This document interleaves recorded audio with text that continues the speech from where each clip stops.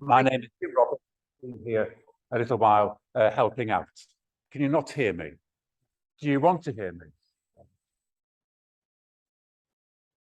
I've got a green light on this. Can you hear me? It'll come through. That's a threat, isn't it? It'll come through. So if you can't hear me, just relax. You'd be grateful. And those of you who can, we will continue. Now, I was hoping putting white on black might help us a bit more. And to get into this rather obscure passage from the New Testament, I'd like to ask you a question. And the question is this. Why doesn't my clicker work? Do I need to set it on? All right. We'll get there eventually. The question this morning is, have you ever wondered what the church was like back in the day? Right at the very beginning. I'm sure you've got all kinds. I'm sure you have.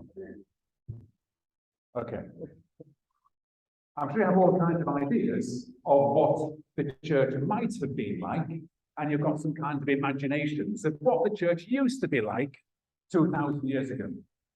And here we have a little snapshot of what the church was like. So let's have a look. The church was in a place called Troas. Helpful, that wasn't it? The church was in a place called Troas. And Troas is, oh dear, can't see that. Troas is in Turkey. South-west coast of Turkey. Seaside town, Troas. And Paul was on a journey. He was traveling and had been traveling for quite a while. He was on his way back on what we call his third missionary journey. He'd left Antioch, also in Turkey, and been traveled all the way through the middle of Turkey. And when he was going through there, he wasn't quite sure where to go. And when he was in Troas the first time, he had a dream. And this dream was of a man in Greece, or what was called Macedonia. And the man said, come over and help us. So he took that as guidance. So they took a boat from Troas and went over to Greece. And they spent 3 months going all around Greece, Thessalonica, the Thessalonians, Corinth, we get Greece, Athens, we don't get a letter. Okay, and so he was traveling around Greece. And now it was time to head back. He wants to get back to Jerusalem in time for a Jewish festival called the Passover. So he's heading back. So here we see he arrived on the way from Philippians, and he spends a week in this church. And he's going to be leaving the following day. So that is the context in which this takes place. It's on a Sunday, and they're meeting on a Sunday night. But Sunday is significant because all Jews used to meet on what we would call Saturday, the Sabbath. But as Christians began to understand the significance of the resurrection of Jesus, which happened on a Sunday, Christians began to meet together and worship on a Sunday. So that's why it happened on a Sunday night, because on a Sunday, it had been at work. It was the first day of the week. Monday, we think that first day of the week, don't we? So it's Monday to Sunday. So in the nights, they meet together, Sunday night. And it says they came together to break bread. And that is a phrase used in the New Testament, which usually means two things. One is it breaks bread, remembering what we would call Holy Communion, which we're going to do later. Remembering the Last Supper of Jesus, where they break bread together. But also, in the New Testament, break bread literally means just to have a meal together. So it was a mixture of a meal and Holy Communion. Okay? So this mixture going on. And he's going to Jerusalem the next day. So it was a big event.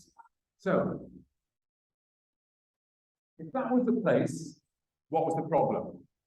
The problem was Paul kept on talking until midnight. Paul kept on talking till midnight. You know what preachers are who go on for a long time, don't you? Like water to a drowning man, some of them, aren't they? It's just awful. They go on for ages. But I feel like this rather ambiguous phrase that was once used for the revival preacher. And it was said that after his talk, there was a great awakening.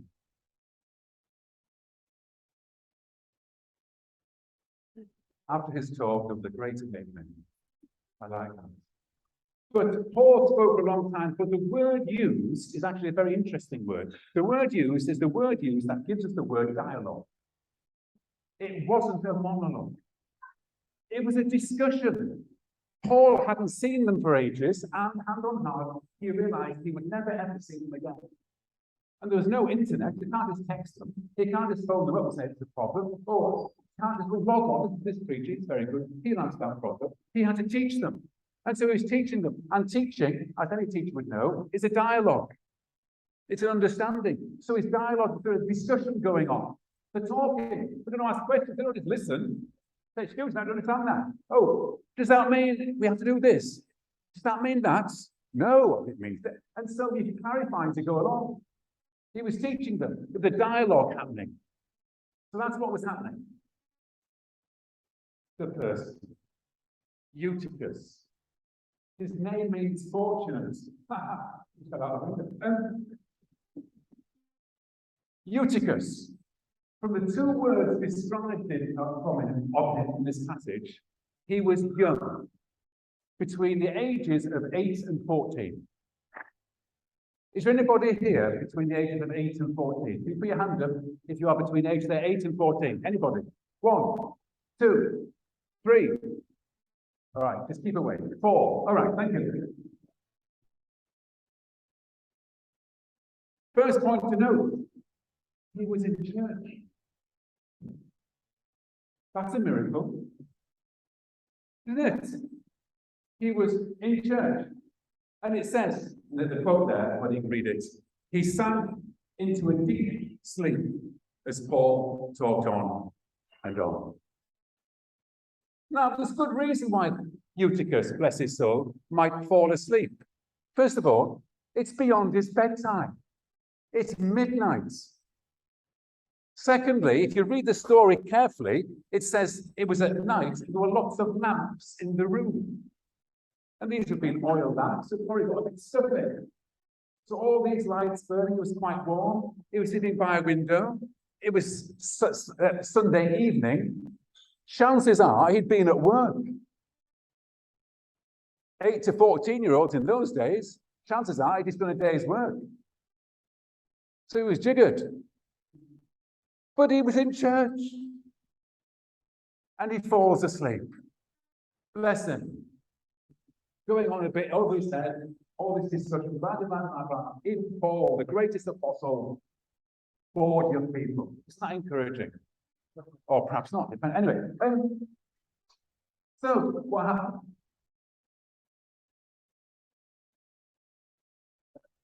Okay. He fell out. He fell out of a third-story window. It was upstairs. They didn't have church buildings. Someone's house, we don't know. Church buildings weren't going to happen until 300 AD, at least. So, someone's house upstairs, bit crowded, sit by the window, no glass in those days, and he fell asleep, and off he went. He literally fell asleep. Terrible. So Paul rushes downstairs and resuscitates him. If you read the story carefully, he sort of lies on him and sort of resuscitates him. Very similar if you read the story of what happened to Elijah and Elisha. They both did the same thing. They stretched themselves on someone and brought the boy back to life. And take him upstairs and continue on in the service. You can imagine, can't you, if this happened anywhere else, you wouldn't hear anything about the sermon. It'd be all about boy brought back to life. Miracle. They're not really bothered about that. There's more important things to get on with. The teaching. And Paul keeps talking until daybreak. They go on all night. And he said to them, do not fear. Do not fear. Brings him back to life and cracks on with the service. So,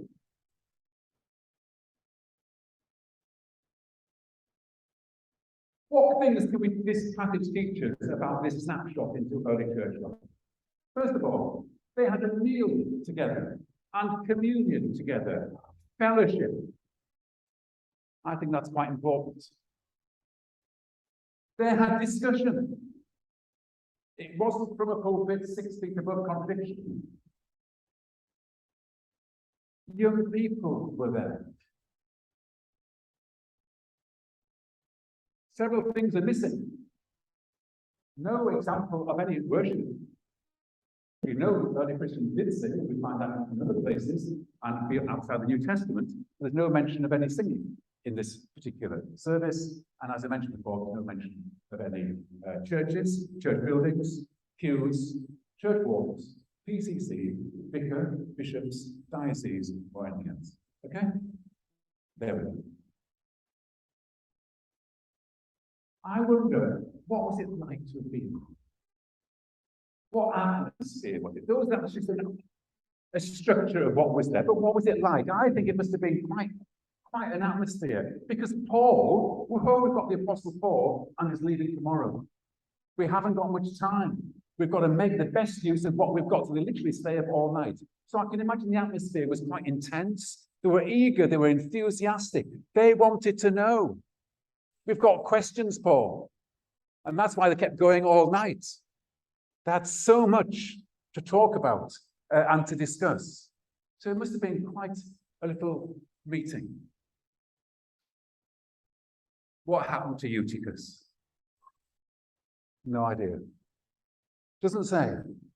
It's never mentioned again in the Bible. But I like to think that he grew up in the church. We know the church in Troas continued for at least another 150 years, because we've got people mentioned at Troas at later times in the early church history. I'd like to think he grew up and became a preacher in the church of very short sermons. Or we don't know what he did. But his life was literally saved by Paul. He clearly had a desire to learn more, because that's why he was there. And we just don't know, do we? It's one of these unknowns that might have happened with Eutychus. And therefore, I need to ask ourselves this question. Am I asleep in church? Not physically, although sometimes it has been known, and it is embarrassing to nudge somebody when they're falling asleep. Oh, it's like that. I'm more concerned about the fact that, are we asleep in church? Are we not really quite sure what's going on? What's happening? What's the point? Paul, writing in Ephesians, says this: "Wake, O sleeper, rise from the dead, and Christ will shine on you, and Christ will give you light." And I think that is the challenge for me in church, to wake up, to be enlightened, to see, to realize what's going on. Because when you're asleep, you don't quite realize what's happening, do you? You missed it. I was asleep. We watched that part of the film again. I fell asleep. What happened? Did she kill him? What happened? We can be asleep in church, can't we? Metaphorically. We need to be awake. Why are we here? We're not going on till midnight. I'm about to finish. We're about to have a version, a stylized ecclesiastical version of the meal now, where we'll have a bit of rice paper dipped in some wine. But it's the whole point of why we're here. What are we doing? Which I think is so important. And if you are a young person, you are especially welcome. You are not something to be put up with during the sermon. You are not something that will give you something to do while the older people get on with the important stuff. You are part of the church, not part of tomorrow's church. When you're 21, you might be part of the church. You are part of the church now. And even if you fall asleep during my sermon, you are very welcome. Paul doesn't tell him, oh, you'll fell asleep in my sermon. But I think it is a warning to preachers. Do not bore people to death unless you can rise them. Don't you dare bore people to death unless you can resurrect them. Otherwise, that's just self-indulgent old people talking religious rubbish. My rant is nearly finished. But I am keen that we wake from the sleep and Christ will give us life. Amen.